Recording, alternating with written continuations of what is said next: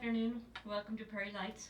My name is Wendy Lavenger, and tonight I'm pleased to introduce Iowa Writers Workshop alum, author A.M. Holmes, who will read from her latest novel, The Unfolding. Take a breath. It's the mask. Right, are you As okay? soon as I take the mask off, I can't breathe. I thought it was excitement of me being And also. In a New York Times book review, author Jennifer Haig writes, The Unfolding is a sharply observed, wickedly funny political satire by the reliably brilliant A.M. Holmes. I'm sorry. It's amazing. I wasn't so reliably brilliant as a student here. No one is. I know, exactly. Still. I mean, students in general. Okay. Author Nathan Hill calls The Unfolding a dazzling portrait of a family and a country in flux. A story about what happens when truths that once seemed self-evident turn out to be neither self-evident nor even true. Holmes has perfectly captured an America as it lurches toward freakout, and a family as it shreds the lies it's been living by. The Unfolding is hilarious and shocking and heartbreaking and just a little bit deranged. In other words, it's a book that feels like what it feels like to be alive right now. It's my favorite one. Author Salman Rushdie describes The Unfolding as a terrific black comedy written almost entirely in pitch-perfect dialogue. Pitch perfect. I was just going to go with that. I heard myself. Okay. Entirely in pitch-perfect dialogue that feels terrifyingly close to the unfunny truth. A.M. Holmes is the author of 13 books, among them the best-selling memoir, The Mistress's Daughter, the novels This Book Will Save Your Life, The End of Alice and Jack, and the story collections Days of Awe, The Safety of Objects, which we have here, and The Things You Should Know. Her work has been translated into 22 languages and appears frequently in Artforum, Harper's, Granta, McSweeney's, The New Yorker, and The New York Times, among others. She also writes for film and television and teaches in the creative writing program at Princeton University. We are very glad to have her here. Please welcome A.M. Holmes. Thank you. It really is such a treat to be here, and thank you for the lovely introduction. Let me just raise this a little bit. I know we're a small group, so I'm gonna talk to you for a minute. Hello. Then I'm gonna read to you for a minute, and then we can talk about anything or answer any questions. A couple things I do want to tell you. It really is enormously meaningful and wild for me to be back in Iowa City. I was actually here just before COVID for like a few days doing some things. But I'm looking over there at the safety of objects. So a lot of the stories in the safety of objects are what I wrote for my MFA thesis, including a story that was rather infamous about a boy dating a Barbie doll. Exactly. I've always been ahead of my time, what can I say? I would say check it out. It's also online. Electric Literature just republished it when the Barbie movie came out. But it's interesting because at the time I wrote it, a lot of magazines were like, oh, we'd love to publish this. And then the lawyers are like, you can't. Because Mattel was famously litigious about Barbie. And then now as Barbie has grown up, and in some ways, I hate to say it, we have become Barbie, meaning we girls could do anything, like Barbie said. Mattel obviously has gotten over that aspect of their litigiousness. But anyway, so I remember, I know what I was going to say. I remember writing that story here because I bought a Barbie in Iowa City. I had read this very innocent story that Ian Fraser had written called Dating Your Mom, and I thought, I could write about someone dating a Barbie. And I went to the toy store and bought this Barbie doll. I was like, this is not about your new book. But I put it up on the mantle, and everyone who came over did things to her. And I was like, what are you doing? And I put it on the mantle, and everyone, the first thing, men, women, whatever walked in the door, all took her clothes off. And I'm like, people, this is not like a play therapy place. Like, what is this about? And then they would tell me either things that they had done to Barbie or their siblings had done, like sticking pins in her ears for earrings and so on. And then all of a sudden, this story that I had originally conceived of, because I'm such a nice person, is super innocent, became so dark and so sexual and so wild that, of course, it couldn't be published anywhere. Okay, so that I wrote right on South Johnson Street.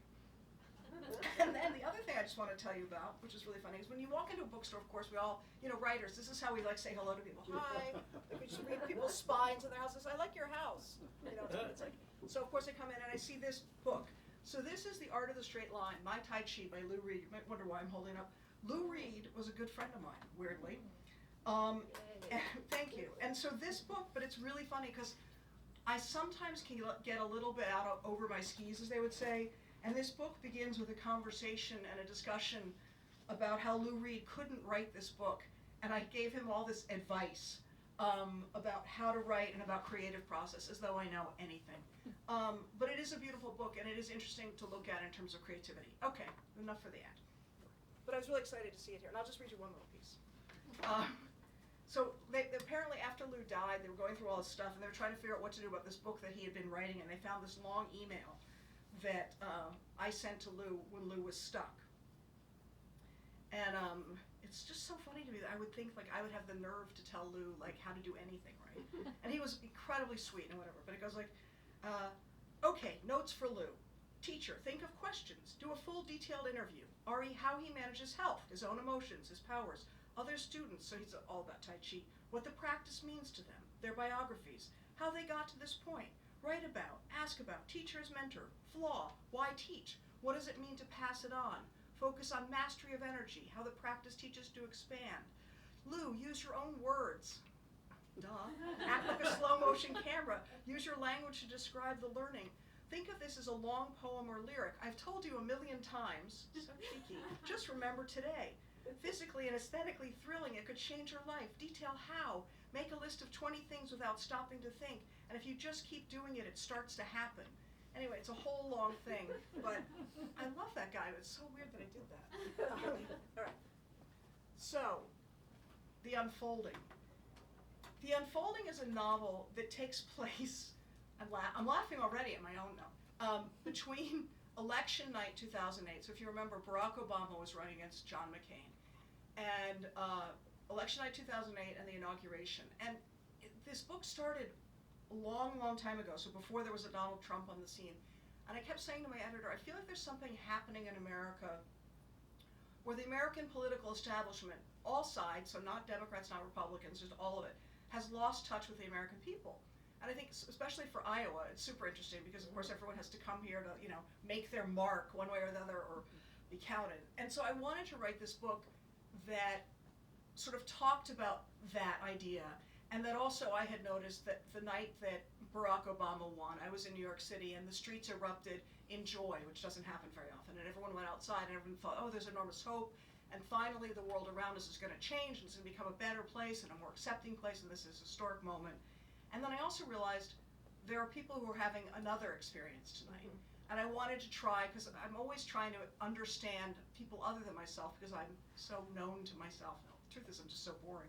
But, and I also was aware of the fact that it seemed to me that after Obama had won that election, a kind of both racism and sexism that had been barely under the surface really was unleashed. And I wanted to kind of look at that. So I said, okay, I'm going to write this book. And in this book, it plants the idea that when John McCain, I started to say wins, he doesn't win, when John McCain loses, a bunch of men are very unhappy, and they set about to reclaim their version of democracy. Right. And my editor was like, okay, I don't think so. She said, you don't write science fiction. And I said, I know, but there's something happening. And then as soon as Donald Trump won, they called in like, where is it? And I was like, well, you didn't want it. So I'm delayed. So it took me a while. And at that point, I didn't want to write in reaction to what was happening, so I kept it in this time frame. And I'm just going to jump in. I'm going to read you from two parts of it. So it's a sort of a double story, and that is in part because I wanted to look at these men who want to reclaim their version of democracy, and then at one point my editor in England called and said, I'm confused, because it seems like they're trying to plot to overthrow the government, and yet they keep saying they want to regain democracy. And I'm like, oh, you're not confused. And she's like, I'm really confused. But so there's a story of what this man called the Big Guy and his group of sort of cohort that he puts together called the Forever Men. And then there's another story, which is the more domestic, intimate story of the Big Guy and his family. His wife Charlotte, in the true nature of sort of political wives, is an alcoholic. Think of like if Pat Nixon and Joan Didion merged for an evening, that's Charlotte. And they have a daughter, Megan, who votes for the first time that year. And that was important to me too, because I really wanted there to be the juxtaposition of a kind of coming of age and the recognition that we all have at some point that you might not see the world the way your parents do, and even if it's, you know, whichever world you're in, it doesn't really matter. All right, so I'm going to read you a little bit from the beginning, now that we have context. The Unfolding. Wednesday, November 5th, 2008, the Biltmore Hotel, second floor bar, Phoenix, Arizona, 1 a.m. This can't happen here. He's been at the bar for 90 minutes. A dozen men have come and gone, having drowned their sorrows, done a little business, and put the whole thing to bed. There are 4 whiskey glasses in front of him, each one different, none of them empty. In one corner, the television is on, volume down. The talking head post-mortem will go all night.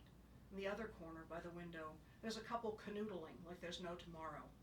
And in the middle of the bar, a screwball with a Zippo lighter runs his thumb over the wheel again and again, scratching the flint to spark. Windproof, he says each time the fuel ignites. Windproof.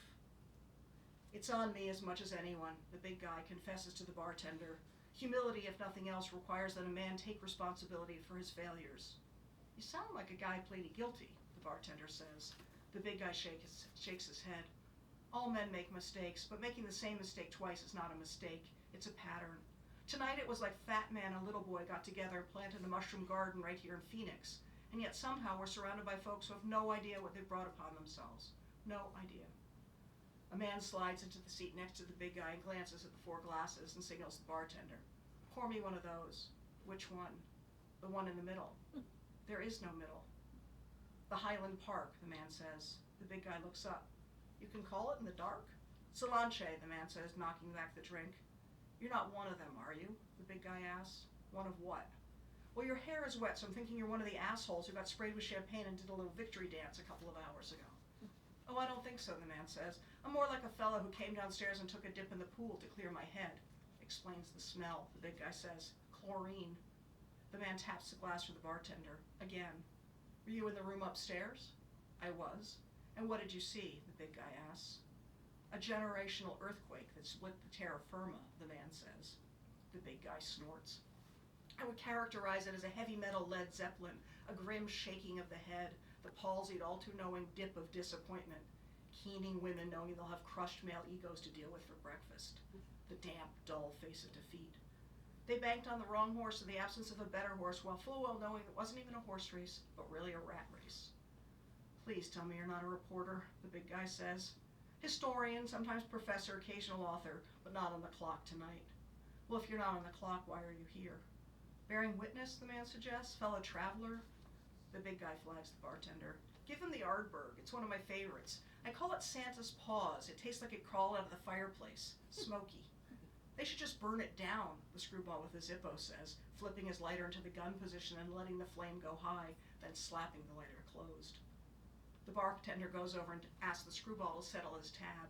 It's been a long night for everyone, he says. Time to go home. There's no place like home, Zippo says, standing up. The 2 men drink. What do you call that?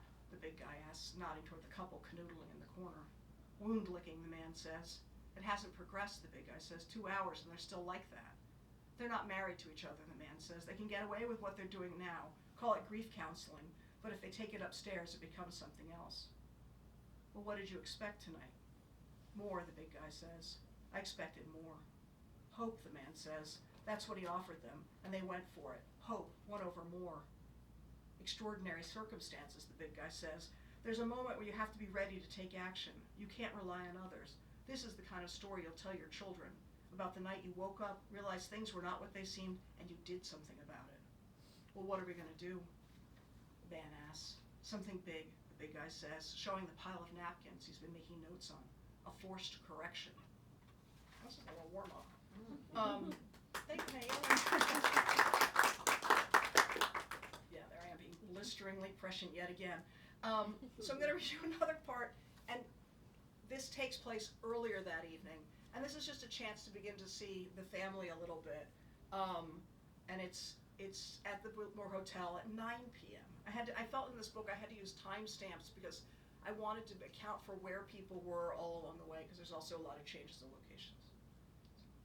It's all these funny things that happen when you have an editor, like the book before this, well, it's whatever. The other one I wrote, that I can't remember the name of. Kathy, what's the book called?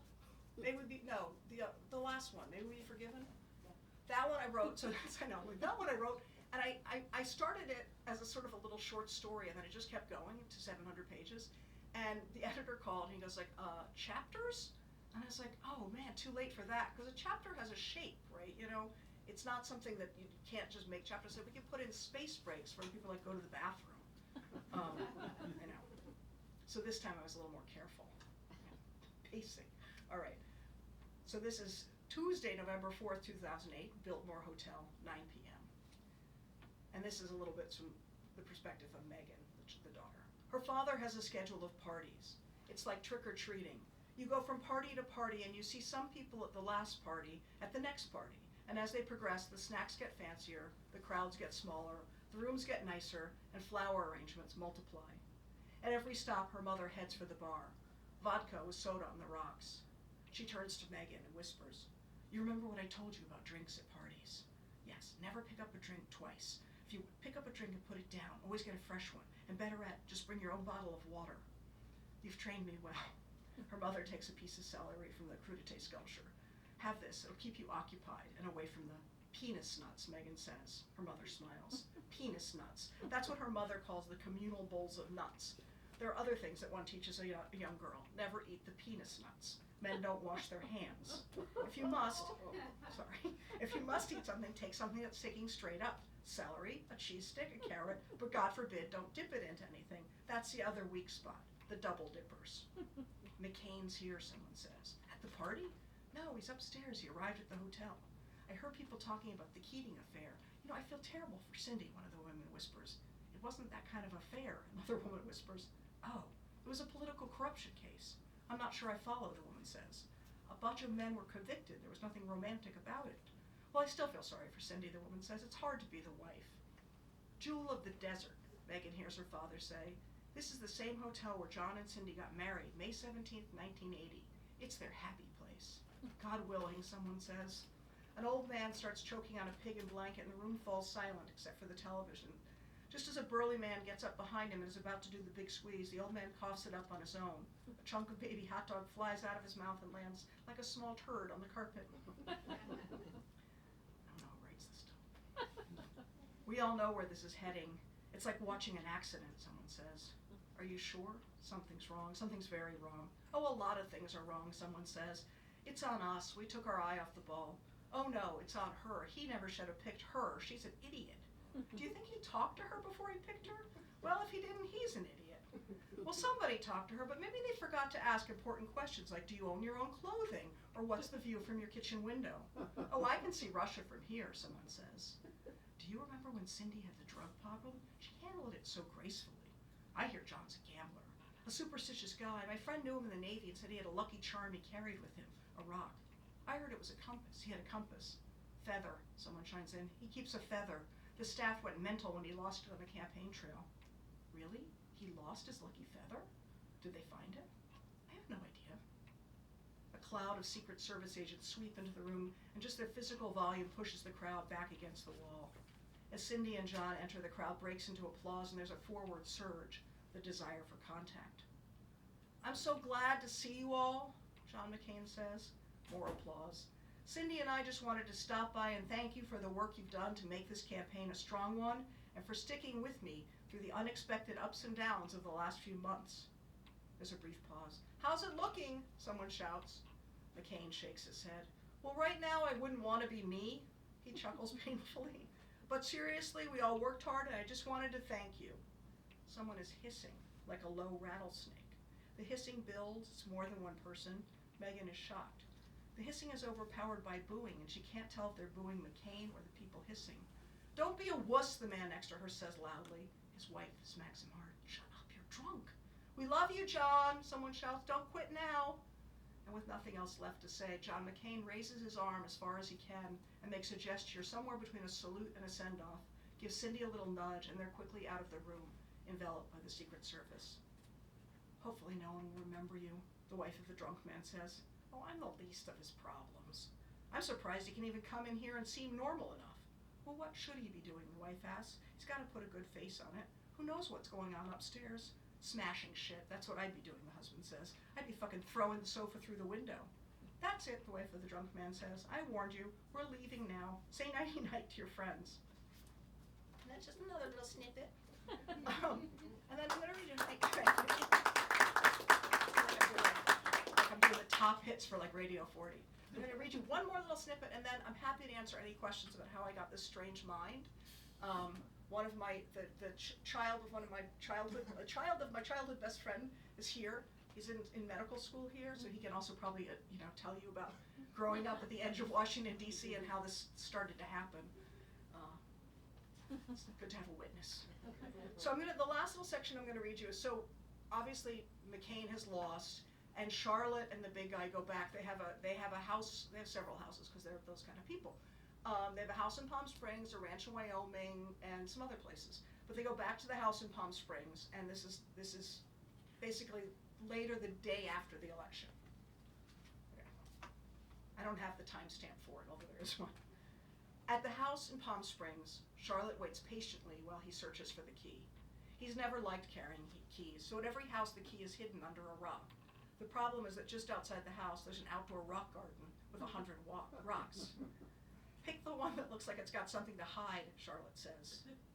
He walks in, drops his bags and begins to undress, removing his shoes, socks, shirt, pants, and leaving a trail of clothing behind him as he goes to the sliding glass doors overlooking the golf course.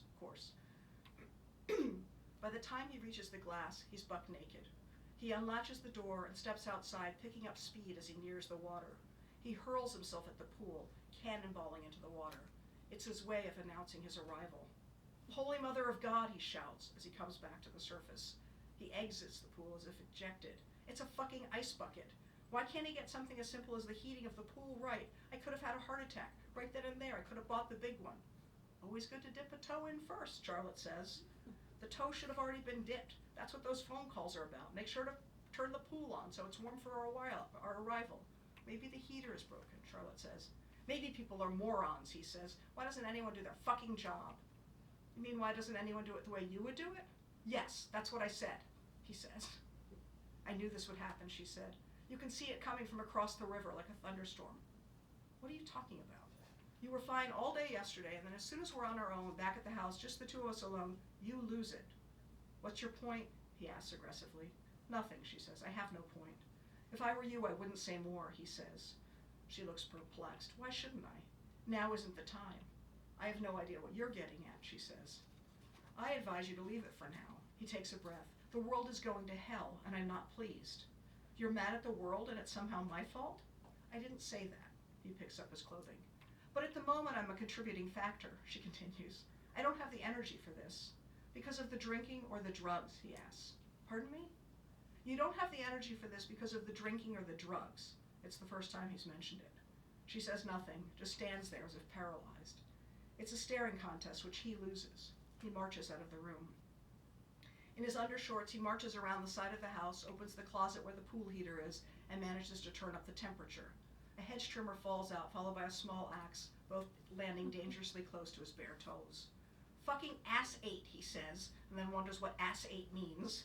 He turns up the heater, grabs the lawn tools, one in each hand, and heads off aiming for the bushes and palm trees. He attacks the yard using the hedge trimmer like a machete, swinging it wide, wishing it was a sword, treating the greenery as if it was a thick-scaled dragon. He slashes wildly. Debris fly in all directions.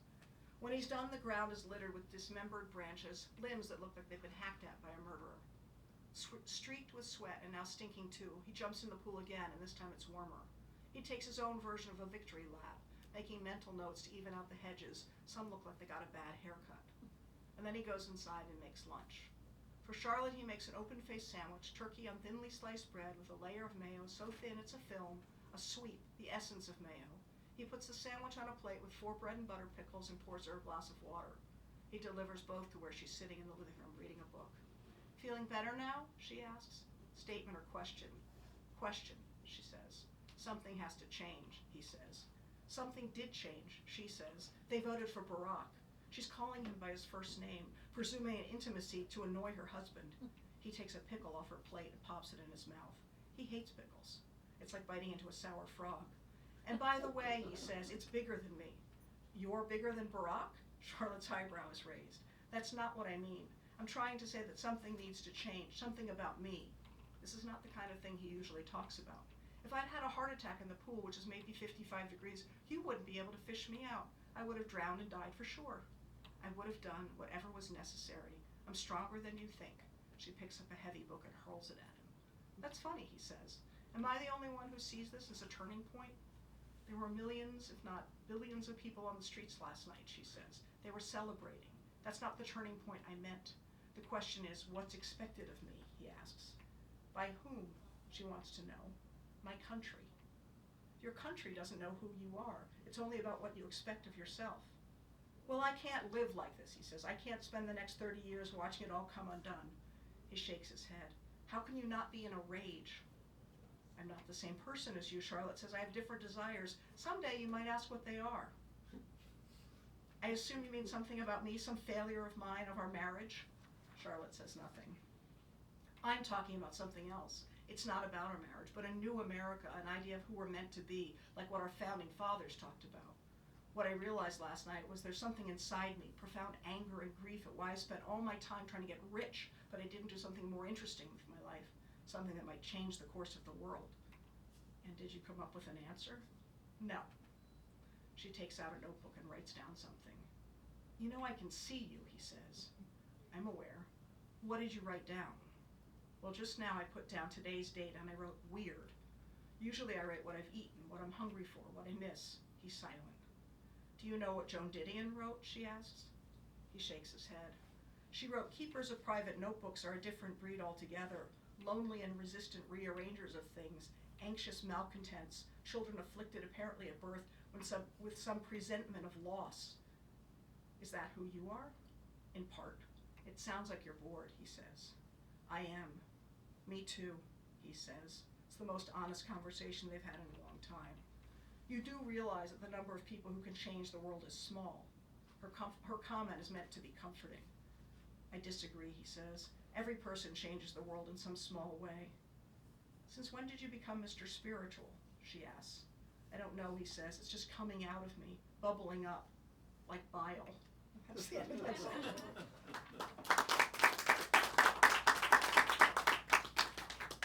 So, thank you. I'm happy to talk about this book or answer any questions about anything I might know something about. Very bad tax preparation. No H&R block here, but if anyone has a question. Any questions? Any questions? There's a mic here. That's so funny. How much What? is she paying you? Not enough. I was just wondering how you decide where that fine line is between reality and fiction, and especially with something that's happened in the Right. past. And That's a really good question. So the fine line between reality and fiction. I mean, I think in this case, it's interesting because this whole book, and I've not worked exactly in this manner before. This book is filled with history, like factual history. And that was really important to me. I love the work of like Don DeLillo and the way Philip Roth also uses that, and actually lots of different writers. And so a lot of the things I'm writing about are real and did happen, but these are very much fictional characters, and obviously the relationships are fictional. And I think for me the goal really is always a kind of psychological, organic, or emotional truth. So that's everyone's always like, oh, you're so prescient, like you see things far ahead.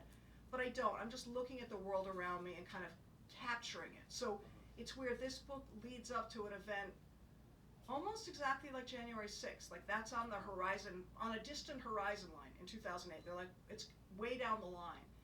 And that's what I was thinking about, except that this book was finished before January 6th, which is scary.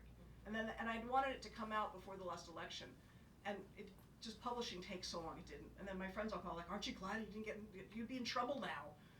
As though, But I think that's the balance. And the other piece of it too is, the book is funny and is somewhat satirical, but at the same time, there has to be a core of kind of humanity to it. And a lot of people can say, well, how can you write compassionately about people like you might disagree with? I'm thinking, because they're people. And I'm more interested in how they see themselves. Like, the big guy thinks of himself as a great guy. He thinks he's got it all together. So as the big guy begins to kind of realize that his family is falling apart, that his wife is an alcoholic, that there's secrets in the family, he starts to realize like, oh, I'm kind of an asshole. And then he's like, what does that mean if I'm an asshole? And it's like, that's crushing to him. So it's, every one of us has inner lives. I'm always about the inner and public versus private self. So I don't know if that answered your question, but yeah. I think I saw a question. Somebody, did you have a question? I had the same question as him. Oh, That's really no. funny. Yeah. Do you have an extra question? I suppose like how do you because of the like publishing cycle, like Yeah. I'm sure you get a lot of like, oh, this is like a retrospective or like, looking back on maybe January 6th and coming out after that. Like how do you balance that in Well, the way you talk about Right, it? so and the good news in this case was I avoided the whole thing because the book is set between election night 2008 and inauguration 2009, it really talks about how these conflicts and this sense of confusion and distrust and tribalism within America, where those seeds were planted and how they come to be. And I look at those seeds as coming really in part out of like, and this is a whole bigger answer, but post World War II America. So you're young yet. I can tell just by looking at you. But when Eisenhower, I was not even alive when Eisenhower was president. When Eisenhower left office, he made this famous speech about the rise of the military-industrial complex, and that has happened. So what we saw actually when this is all like the facty stuff, when Obama was running, that was the first time social media was used in a political campaign in that way. It was also really the mark of the rise of what we call dark money, which means massive amounts of private contributions into the political campaign cycle. So literally when Obama was running, you could give Obama or John McCain $10,000 or $100,000 and have enormous access. That number is now in the billions of dollars. So that we have these societies like Leonard Leo and the Federalist Society and all these societies dumping hundreds and hundreds of millions of dollars into our campaigns, which basically means, are you buying votes? It's complicated. So I think that's another piece of it. And there's a funny character who comes into the book later, who's an advertising man from Chicago who also makes candy, because candy is very big in Chicago. Chicago's a candy town. And that's all the kind of history I like to do. But he's talking a lot about what you hear now about, the algorithm. Why does your phone know that you need new shoes? Why does your phone like sending you like diet things right after you had a milkshake? Why not before? So, the way that we get our information has also changed a lot. And literally, in this country, at night, you would see there were 3 news networks and you saw that. Now information is kind of given to us based on what the algorithm, which is, not in our control, knows about us. So people seem to read what they already agree with. They seem to look at the TV shows they are aligned with. And so part of that has caused more and more fracture just within our views outward and so on. So it's a complicated situation, but I think to me that was really interesting, and I wanted this nutty guy, Metzger, to talk about that. That's why we don't let novels out of the house very often, because then you find out like, oh, we're in there with like our files, like hamsters. Yeah. Do you have any scenes with Obama in the book? I do have a couple of scenes with Obama in the book. So there's also another interesting character. There's a guy in the book named Tony, who is a very pivotal character. He is the big guy's best friend, and he's basically a closeted gay Republican. And everyone's like, oh, you have a closeted gay Republican? And he's interesting because he works for President Bush, and then he's going to stay in office and work for Obama. And people are like, well, why are you doing that? And there's a lot of sort of historical precedent in the sense that people often work for the office. They don't work for the person, whether you work for a mayor or a president and so on. And Tony has a much longer view of the political world. And it's also interesting because his life has very much had been affected by the AIDS crisis. So I'll say growing up in DC, it's kind of like my mom's hairdresser was this lovely guy from way down south and earned all this money and took care of his mom and his sisters, whatever, and he died of AIDS very early on in the AIDS crisis. And DC was really like a closeted town. So there were all these like gay people in government and so on, and they died, and their families didn't know what they died of, and if they were called and told to come, they didn't want to come.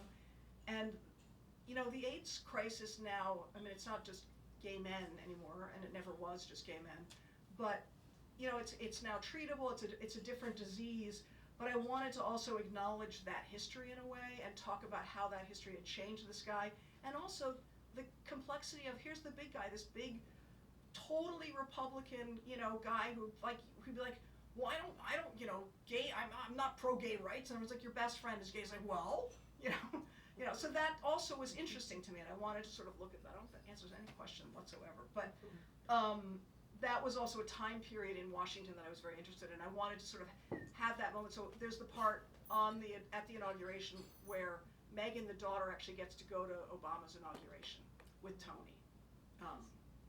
And when her father finds out that she's there, he thinks, great, she's going to grow up and be just like me. And he doesn't realize still that that's not going to happen. Just thinking back on that period of time. Yeah. I think it's, I mean, talking about, you know, the sort of the real actors and not the characters in Yes. the book, but the fact that Donald Trump was so involved in trying to get Barack Obama disqualified for running Right. for president because he was the lie was that he was born in Kenya. Right, exactly. And then it's just ironic that now Trump is being there's our attempts to disqualify him because Yes. of the 14th Amendment Right, and the right. insurrection. But did you think about making the big guy's history, a little bit deeper, or just going back a little bit further into the history of that relationship between Trump and? No, because I really didn't. It's funny. People, it's like after the book came out, like, is Trump the big guy? And I'm like, no, the big guy is somebody who we all know. We all have our own big guy. So the big guy is not Donald Trump, and that was very important to me. I thought that, because along the lines of what you're asking, that I would not only could I not bear to do that, like, for so many reasons, it also would make it too much about Donald Trump, and I really wanted it to be about the phenomena of a very wealthy, conservative, older man who thinks incredibly well of himself, and also represents now a kind of conservative who almost doesn't exist. I mean, the kind that are like being edged out by, people who like whatever, Marjorie Taylor Greene, and this very, very like full-on extreme wacko, whatever, I can't even go there, okay. So, okay, a fever. But so I was interested in that make and model, and really so, the kind of person who's probably now like, I mean, not to be funny, almost like Mitch McConnell's age, right? And what is that, and what is that point of view, and the idea too that if they set about this plan in motion, I did all this work reading like CIA manuals on how do you overthrow a country from 1960, and the first thing you do is you create chaos, you disrupt daily life. So things that happen around us where our quality of life is affected make us feel less safe, and then we become more tribal.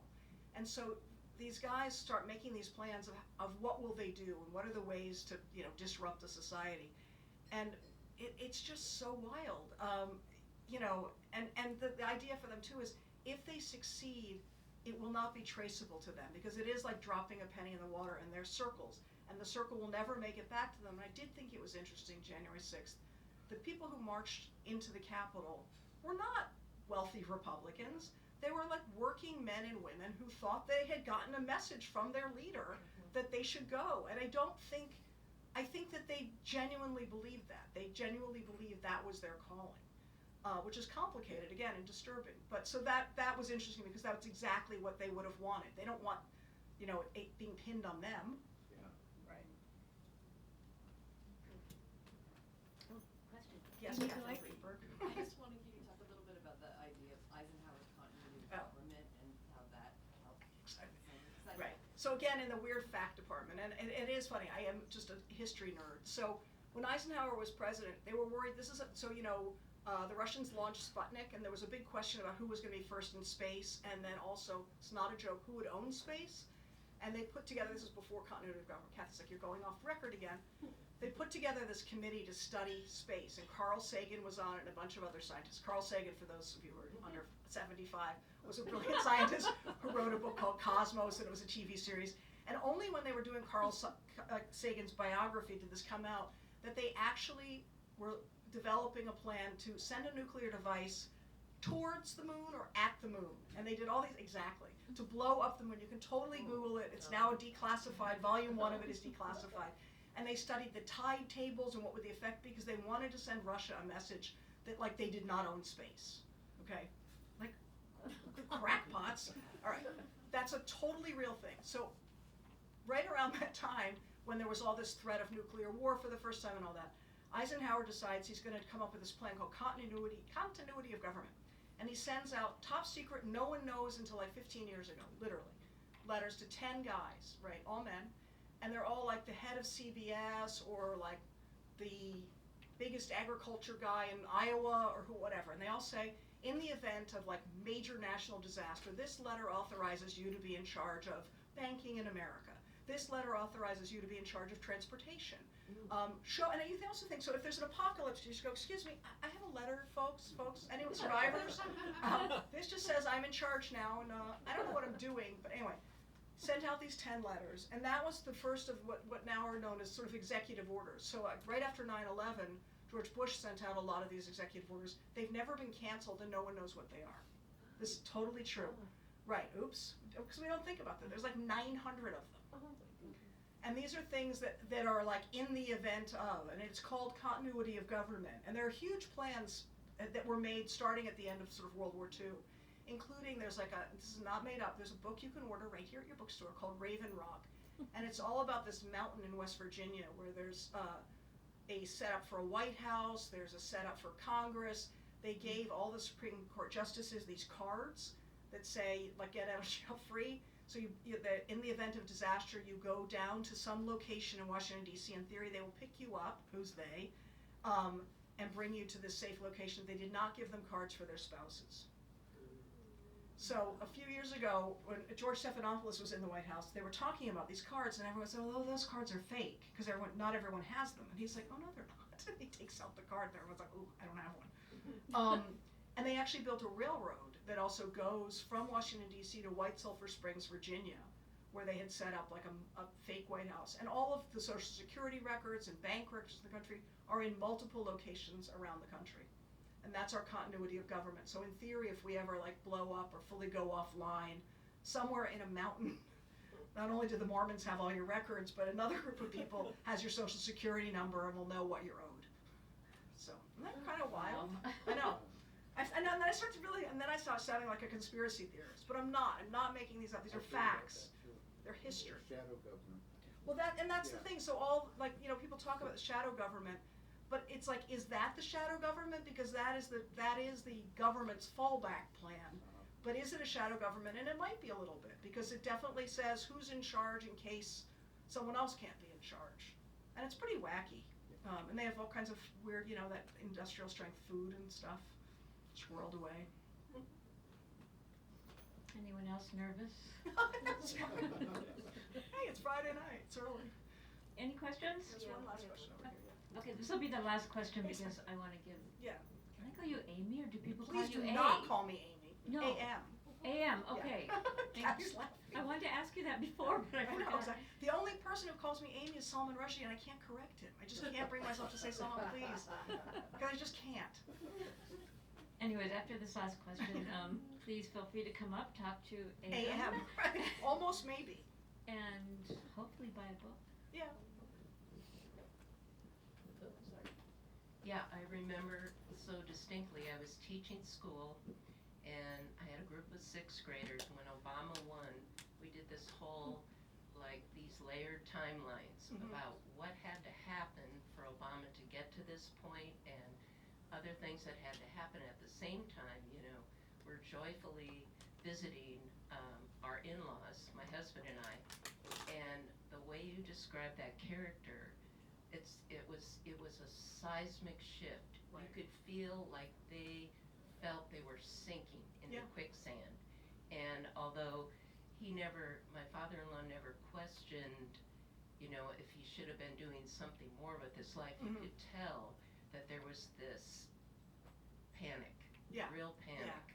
Which is just, I find, the funny thing about being a novelist is all human behavior to me is fascinating. It's like being an anthropologist. But yes, the idea that there were a lot of people panicked when Obama won, and it felt like they had lost something, and yet on the other side of it, obviously Obama won. Enormous number of people feel like they really gained something and gained a chance at something that they'd never had. But for the other side, they felt like it was taken from them. So it's complicated. And then also there was the moment when Al Gore, that's what it sort of refers to in the beginning, when Al Gore didn't win because of Hanging Chad, who's not a person who lives in Florida, but a phenomenon. And the idea too that election was taken from the Democrats. and that the big guy's like, you can't do that twice. It's hard to pull it off twice. It was kind of some hand, whatever, sleight of hand work the first time.